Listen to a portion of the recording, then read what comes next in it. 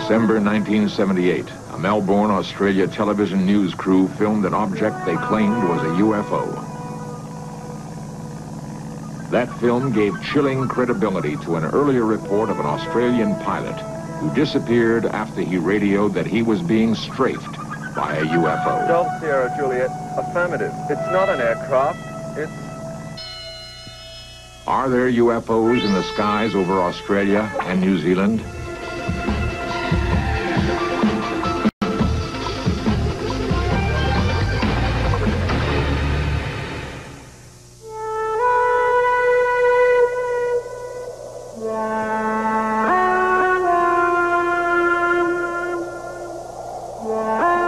In the last 30 years, there have been more than 110,000 recorded UFO sightings.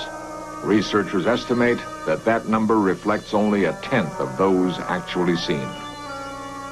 Eyewitnesses claim that in nearly all cases, the UFOs have a saucer-like shape. Despite repeated official government denials that UFOs exist, some people point to hard evidence of scorched areas on the Earth's surface where UFOs have supposedly landed. Believers claim that the scarred areas are caused by intense heat generated by the UFOs. UFO sightings occur throughout the world, but the great majority of reports have been in the southern hemisphere, in the skies over New Zealand and Australia. It was here that the most astounding UFO footage in history was recorded. On December 21st, 1978, radar bowls near Wellington, New Zealand picked up what air traffic controllers called an unexplained blip. A local pilot, Vern Powell, was at the same time bound on a cargo mission from the South Island to the North Island of New Zealand. Powell described the object as anything but plane-like in nature.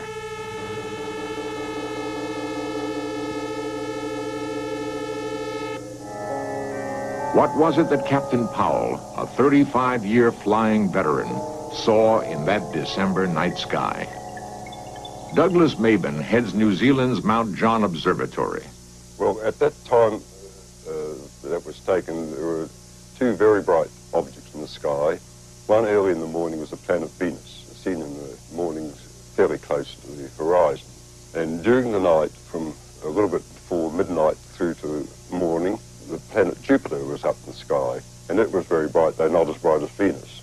So depending on the time of day or night when the photograph was taken, it could have been one of those two planets. People have been able to give us a fair enough description of the time and the position in the sky. They see these things, we're able to work it out, and every report I've had, we've had that sort of description, we've been able to identify it. The reports of these have been going on for so many years now, and if there's such an intelligent set of people about coming from outside the Earth, and they've been coming around all these times, I think by now they would have landed and introduced themselves. Others weren't so sure. Quentin Fogarty, a reporter for an Australian television station, was in New Zealand at the time of Vern Powell's flight. His station requested him to do a story on Powell's experiences.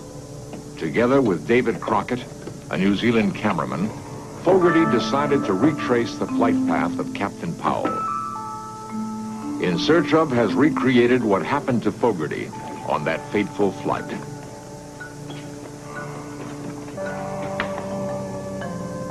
Fogarty planned to make the 400-mile round trip between Wellington and Christchurch in a massive Argosy aircraft, which was already scheduled for a freight run. Armed with cameras and sound equipment, the two men hoped to film proof of what Powell had reported.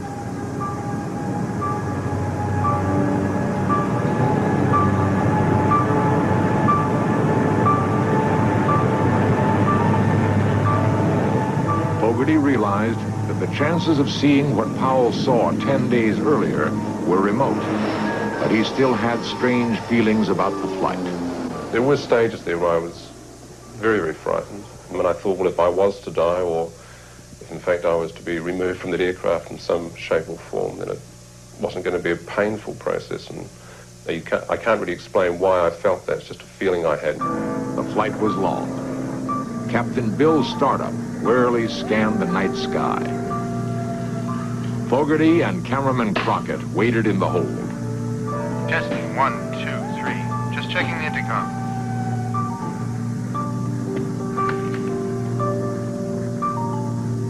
It may be a long night.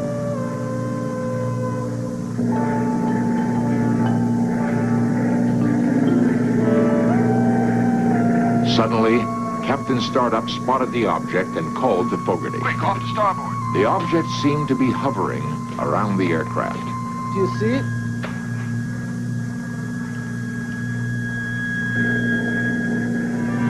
Unable to get good camera position, Fogarty and Crockett raced up to the cockpit.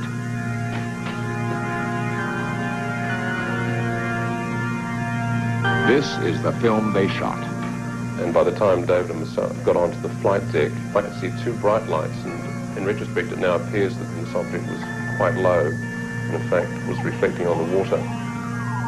We just kept looking at this one bright object that looked like a very bright star outside our starboard window.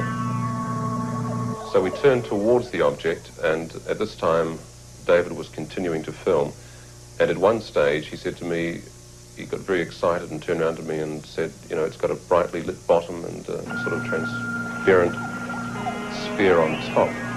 And I was doing a tape commentary at the time, and I remember saying that that sounded like a classic flying saucer shape. And I think it was the last person to see it. Was that I looked out the right-hand side of the aircraft and peered right down. And this object just went below the aircraft and disappeared. Nobody connected with this case has been prepared to say that they are extraterrestrial, because I don't think you can ever say anything is extraterrestrial until you can actually physically hold on to it or meet with the inhabitants, or, you know, or the thing lands in Central Park and you beam it live television around the world, and then people would say it was hoaxed anyway. But there are a number of possibilities, and I think that probably the strongest of all the possibilities is that it is extraterrestrial.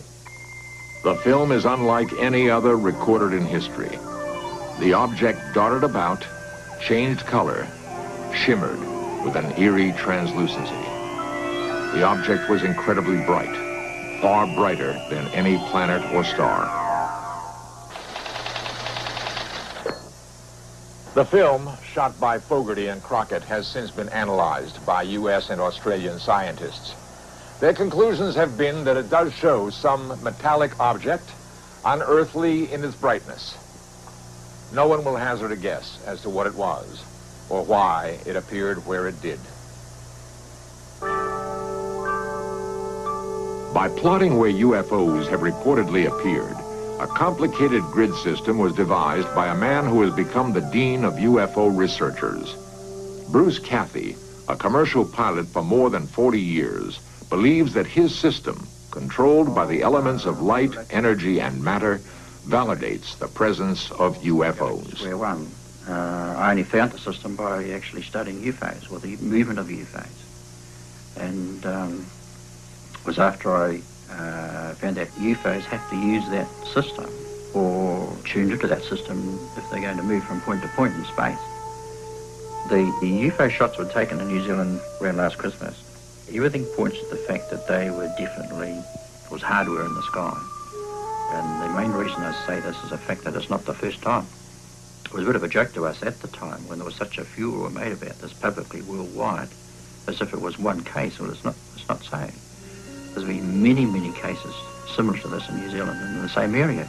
There's been material tracked around the Cook Strait area and up around that area on many occasions by radar in Wellington. And on many occasions, even in daylight, there's been an object seen in the sky by crews in an aircraft, and that's also been sighted on radar. And in one of those particular cases, the radar crew asked the crew of the aircraft to vector themselves onto this object so that they could get a closer look at it. The crew were watching this from a distance, and they refused. And that object was in that area for so long that even on the second trip back from Wellington across the Straits again, it was still there. The crew saw it a second time. But that was a broad daylight case.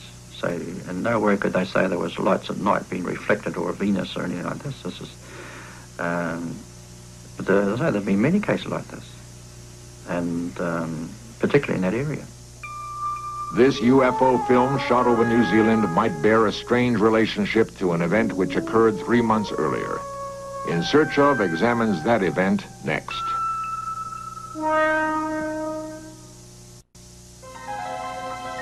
October 21st, 1978. 20-year-old Frederick Valentic took off to fly 120 miles from Melbourne, Australia, across the Bass Strait to King Island. Valentic was scheduled to pick up some fish for a small market that employed him. Despite his youth, he was experienced enough to be a flight instructor, and Frederick Valentic had flown this route many times before.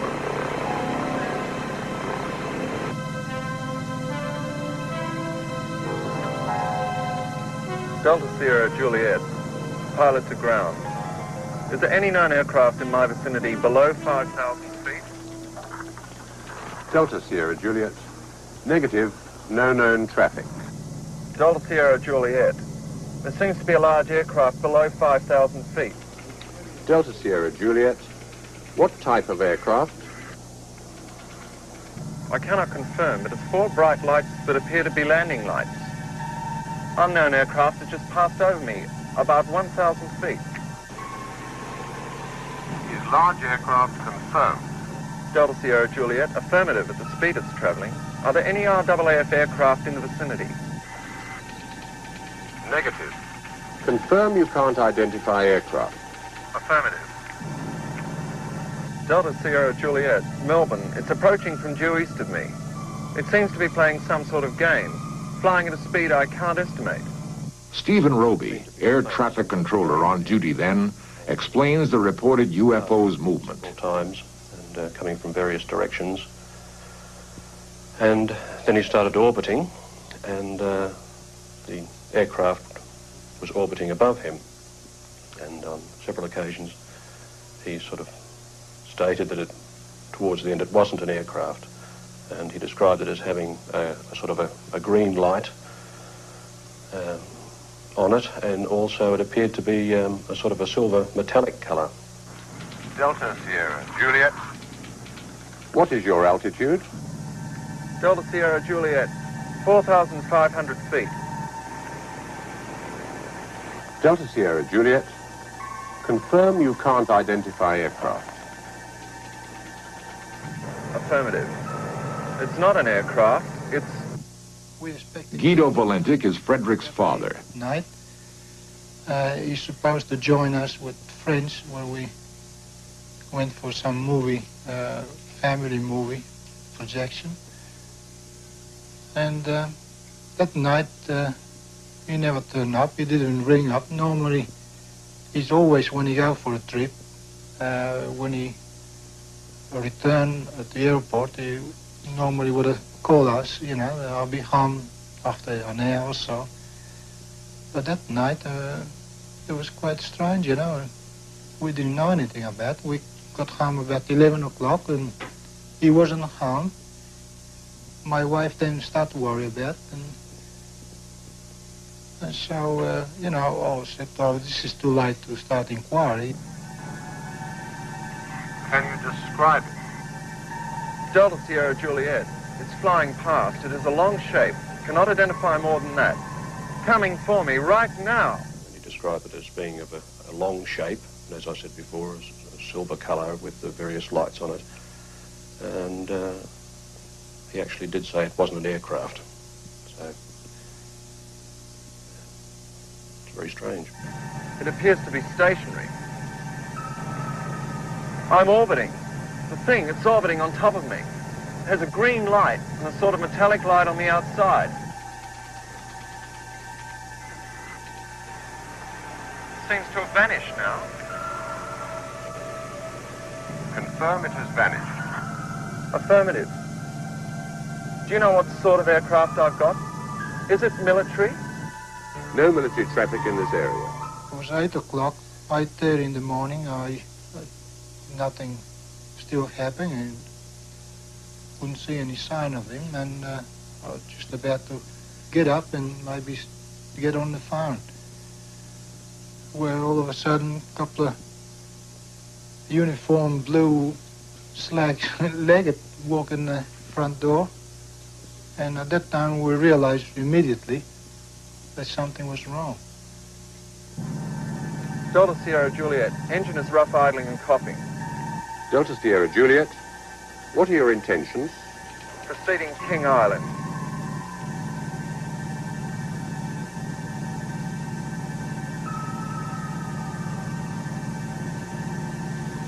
Delta Sierra Juliet, unknown aircraft now hovering on top of me. Finally, we lost contact with him in a very strange way. The communications he was putting out seemed to break. People describe it as a sort of a metallic sound, the last transmission that was sent from Delta Sierra Juliet. Delta Sierra Juliet, acknowledge. Do you read me?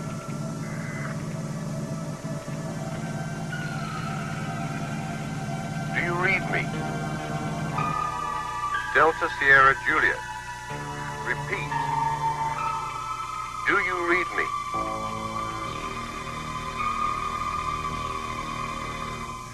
Despite an extensive 4-day search, which included using a sophisticated Orion aircraft capable of detecting any sort of debris at great ocean depths, not a single scrap of wreckage was ever found. No hard evidence ever turned up that would explain the disappearance of Frederick Valentik. But theories abound. Some say that Valentik became disoriented and saw this lighthouse. A second theory is that he saw lights of fishing vessels and then, becoming disoriented, spiraled his plane into the ocean. Guido Valentik, Frederick's father, believes otherwise. Well, after Frederick reported this UFO incident, I inclined to think that it could be some intelligent life in the outer space, despite all the officials are trying to suppress this, or really makes me very confused, because knowing Frederick what he radiated and knowing my son wouldn't make himself so ridiculous in stating things like that. So I'm inclined to believe that really must be something in the space that the general population may not aware to be.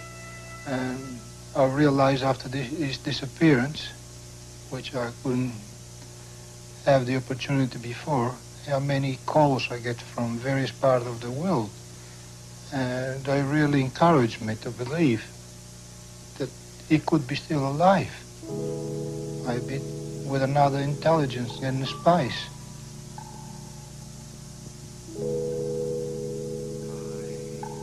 One of the most bizarre attempts to prove Valentik still lives is conducted by New Zealand psychic Colin Amory.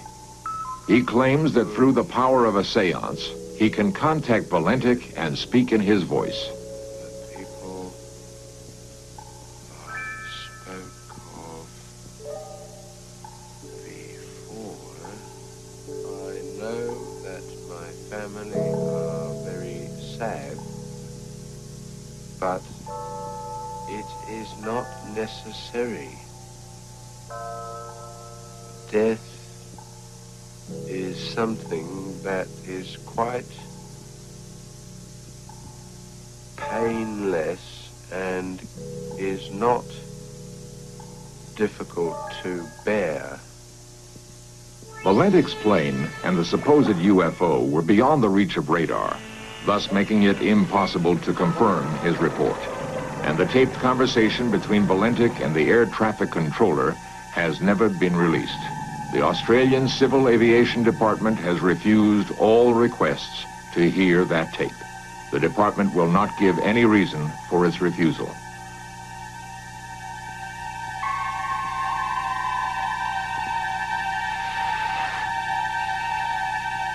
Delta Sierra Juliet.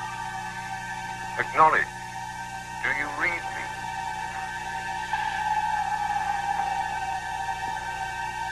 Repeat. Do you read me? There have been hundreds of planes that have disappeared without a trace. Valentich's disappearance is the single documented case where a plane has vanished after claiming contact with a UFO.